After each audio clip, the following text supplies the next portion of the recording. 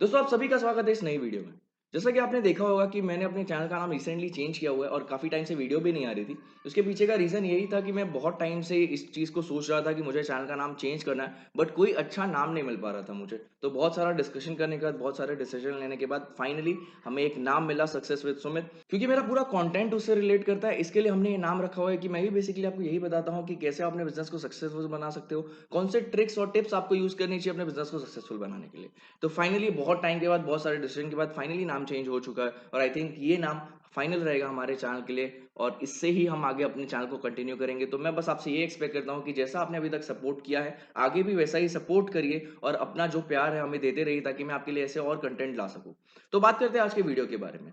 आज का वीडियो बहुत ही इंपॉर्टेंट है क्योंकि आजकल मुझे बहुत सारे क्वेश्चन एक चीज़ से रिलेटेड आ रहे हैं कि सर हमें जीएसटी लेनी चाहिए या फिर नहीं लेनी चाहिए, और बहुत सारे लोग मुझे ये भी फ़ोन करके बोल रहे हैं कि सर हमने बिना जीएसटी के अकाउंट तो खोल लिया बट हमें ऑर्डर्स नहीं आ रहे। तो बहुत ज़्यादा कन्फ्यूज़्ड हैं लोग इसको लेके, क्या उनको जीएसटी के साथ बिज़नेस करना चाहिए या फिर जीएसटी के बिना बिज़नेस करना चाहिए? तो आज की वीडियो में आपका ये डाउट सॉल्व करने वाला हूँ, तो पूरी वीडियो को ध्यान से देखना, बिल्कुल भी स्किप मत करना। मैं आपको 5 ऐसे पॉइंट्स बताने वाला हूँ, जो कि आपको कंसीडर करने चाहिए अगर आप जीएसटी के बिना बिज़नेस कर रहे हो या फिर जीएसटी के साथ बिज़नेस कर रहे हो। तो पूरी वीडियो को ध्यान से देखिए और अगर आपने अभी तक चैनल को सब्सक्राइब नहीं किया तो जाके चैनल को सब्सक्राइब करिए। तो चलिए शुरू करते हैं। दोस्तों जैसा कि आप सभी को पता होगा कि रिसेंटली खाली मीशो ने अलाउ किया है कि आप उनके प्लेटफॉर्म पे बिना जीएसटी के सेल कर सकते हो और अभी तक आई थिंक 5000 से ज्यादा लोग ने बिना जीएसटी के रजिस्टर भी कर लिया है एनरोलमेंट नंबर के साथ मीशो पे। मैं बेसिक सा फंडा आपको समझाना चाहता हूं कि जीएसटी नंबर लेने से और जीएसटी नंबर नहीं लेने से क्या डिफरेंस आता है आपके बिजनेस में, जो कि आपके लिए समझना बहुत जरूरी है। बहुत सारे लोग इसके बारे में कंफ्यूज्ड हैं और गलत डिसीजन लेने की वजह से वो बहुत ज्यादा स्ट्रगल कर रहे हैं और एट द एंड उनको लॉस ही हो रहा है। तो आज मैं आपको 5 ऐसे पॉइंट्स बताऊंगा जो कि आपको कंसिडर करना चाहिए अगर आप अपना ई कॉमर्स बिजनेस स्टार्ट कर रहे हो तो। सबसे पहली चीज, अगर आप जीएसटी नहीं लेते हैं, अगर आप खाली इनरोलमेंट नंबर से अपना अकाउंट बनाते हैं, तो आपको ये समझना जरूरी है कि आप अपने स्टेट में ही प्रोडक्ट बेच पाएंगे। फॉर एग्जांपल, अगर मैं महाराष्ट्र का हूं, अगर मैंने इनरोलमेंट नंबर से मीशो पे आईडी बनाई है या फिर अकाउंट बनाया है, तो मैं खाली महाराष्ट्र के लोगों को ही प्रोडक्ट डिलीवर कर पाऊंगा और महाराष्ट्र के बाहर के कोई भी लोग हैं उनको मेरा प्रोडक्ट प्लेटफॉर्म पे विजिबल नहीं होगा और वो मेरा प्रोडक्ट ऑर्डर नहीं कर पाएंगे। तो ये बहुत बड़ा डिफरेंस आ जाता है क्योंकि देखो, ई कॉमर्स बिजनेस करने का बेसिक सा लॉजिक ये है कि आप all over India, all over world बेच सकते हो। फिलहाल हम इंडिया की बात कर रहे हैं, बट अगर आप प्लेटफॉर्म वाइज बात करेंगे फ्लिपकार्ट, अमेजॉन, मीशो की, तो हम बेसिकली उसके ऊपर इसी के लिए ज्वाइन करते हैं कि हमको हाई विजिबिलिटी मिले, हम पूरे इंडिया में बेच सके। लेकिन अगर आप एनरोलमेंट नंबर के साथ जाते हैं तो आपकी विजिबिलिटी काफी हद तक कम हो जाती है और आप खाली अपने स्टेट में ही सेल कर पाते हैं। तो इससे बहुत ज्यादा डिफरेंस आ जाता है आपके अकाउंट की विजिबिलिटी पे और आपका ग्रोथ भी बहुत ही स्लो होता है। पॉइंट नंबर 2, अब देखो इनरोलमेंट नंबर बेसिकली क्या होता है, मैं आपको पहले तो ये समझा देता हूँ। दोस्तों इनरोलमेंट नंबर बेसिकली क्या होता है, उसमें आपको कोई कंपनी रजिस्टर नहीं करवानी पड़ती, कोई डॉक्यूमेंट नहीं करना पड़ता। आप सिंपली अपने पैन कार्ड के ऊपर अपना इनरोलमेंट नंबर जनरेट करके उससे अपना बिजनेस स्टार्ट कर सकते हो। तो इससे फर्क क्या पड़ता है, देखो जब भी आप पैन कार्ड से करते हो तो आपका पर्सनल है वो, तो आप उतने लेवल तक उसको ग्रो नहीं कर पाओगे कि उसकी लिमिटेशन है, इसके लिए आप इनरोलमेंट नंबर से कर रहे हो। बट अगर आप जीएसटी लेके बिजनेस करते हो, जीएसटी के साथ बिजनेस करते हो, तो उसको आप किसी भी लेवल तक लेके जा सकते हो। फॉर एग्जाम्पल, अगर मैंने आज बिजनेस स्टार्ट किया है, मेरा आज 5000 का सेल है, हो सकता है कि 6 महीने के बाद मैं 5 लाख की भी सेल कर सकता हूं और मुझे कोई दिक्कत नहीं होगी। बट इनरोलमेंट नंबर में एक रिस्ट्रिक्शन है कि आप 40 लाख तक का ही सेल कर सकते हैं। 40 लाख के बाद आपको वापस से जीएसटी नंबर लेना ही पड़ेगा। तो ये मेरे लिए बहुत ही ज्यादा कॉम्प्लिकेटेड हो जाता है किसी के लिए भी कि मुझे इनरोलमेंट नंबर लूं, फिर जब मेरा बिजनेस बढ़ जाए तो फिर मैं जीएसटी नंबर लूं। तो वो बहुत ही कॉम्प्लिकेटेड चीज है और आने वाले टाइम में बहुत ज्यादा दिक्कत दे सकती है आपको। तो इसके लिए ये चीज आपको कंसिडर करना बहुत जरूरी है कि जब आप बिजनेस स्टार्ट कर रहे हो तो आप उसको किस लेवल पे लेके जाना चाहते हो, आपका विजन क्या है अपने बिजनेस को लेके, उसके हिसाब से ही आपको ये स्टेप लेना चाहिए। पॉइंट नंबर 3, दोस्तों अगर आप कोई भी बिजनेस कर रहे हो, चाहे ऑनलाइन बिजनेस हो या ऑफलाइन बिजनेस हो, एक लेवल के बाद उसको पुश की जरूरत पड़ती है और वो पुश मिलता है फाइनेंस से, क्योंकि किसी के पास भी इतना पैसा नहीं होता कि कंटिन्यूअसली अपने बिजनेस में इन्वेस्ट करते रहे और उसको अचानक से ग्रो कर ले। ठीक है, क्योंकि आपने देखा होगा चाहे अडानी हो, अंबानी हो, हर कोई फाइनेंस के हिसाब से ही काम करता है। ठीक है, तो हम उस लेवल पे तो नहीं जा रहे, बट हम एक नॉर्मल लेवल की बात करें तो हर किसी को एक लेवल के बाद फाइनेंस की जरूरत पड़ती है।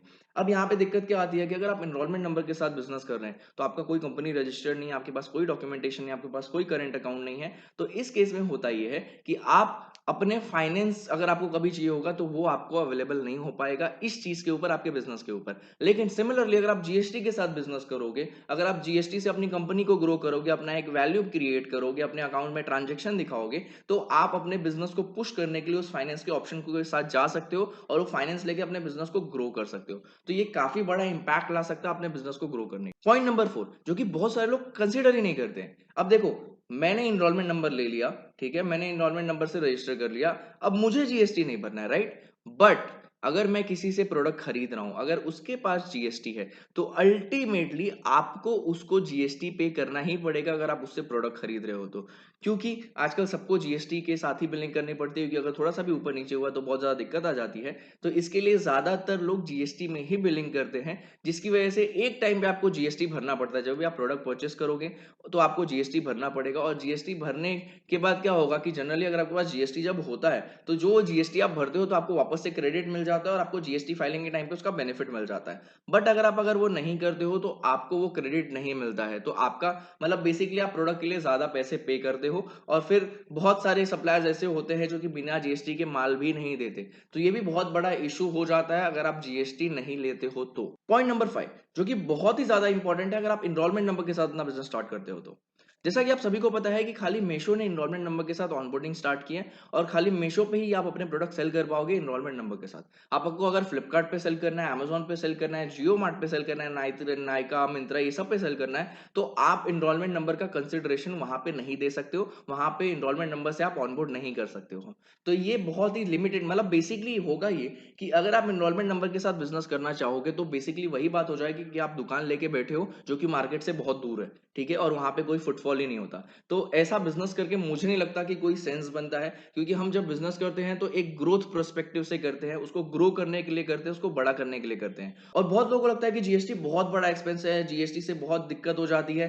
ऐसा बिल्कुल भी नहीं है, बहुत ही माइनर सा एक्सपेंस है। मैक्सिमम से मैक्सिमम आपका 5 से 6 प्रोडक्ट की जो कॉस्टिंग होती है उसमें आपका पूरा जीएसटी का काम हो जाता है। तो जो लोग सोच रहे हैं कि मैं एनरोलमेंट नंबर के साथ बिजनेस शुरू करूंगा, तो मुझे नहीं लगता कि आपको बिजनेस करने में कोई इंटरेस्ट है। आपको बस ये टाइम पास के लिए आपको लग रहा है कि हाँ चलो हम ऐसे ही कर लेंगे, बट वो नहीं होने वाला है। कि मुझे लिटरली बोल रहा हूँ, हर दिन 2-3 लोग मैसेज करते हैं कि सर हमने एनरोलमेंट नंबर से बना लिया अकाउंट और हमें ऑर्डर्स तो आ ही नहीं रहे। तो मैं उनको सिंपली यही चीज बोलता हूँ कि अगर आपको एनरोलमेंट नंबर से बिजनेस करना है तो बिजनेस मत करो, क्योंकि अगर आप 1500 रुपए 2000 रुपए जीएसटी के खर्च नहीं कर सकते हो, 500 1000 रुपए जीएसटी फाइलिंग के पे नहीं कर सकते हो, तो आपको बिजनेस करना ही नहीं चाहिए। इतना बेसिक सा कॉस्ट अगर आप नहीं पे कर पाओगे तो आपको बिजनेस नहीं करना चाहिए। आप सिंपली कोई जॉब करिए, क्योंकि अगर आप 1000 रुपए महीने के अपने बिजनेस के ऊपर नहीं लगा सकते हो तो आप क्या सोच रहे हो कि आप कैसे अपने बिजनेस को ग्रो कर पाओगे, ठीक है? तो मैं सिंपल सा सजेशन दूंगा आपको, या तो जीएसटी के साथ बिजनेस करिए या तो बिजनेस मत करिए। बीच में फंस के आप अपना बिजनेस भी नहीं कर पाओगे। कि देखो कैसा होगा ना, कि आपको भले जीएसटी का कॉस्ट नहीं लगेगा, फाइलिंग का कॉस्ट नहीं लगेगा, प्रोडक्ट तो आप खरीदोगे।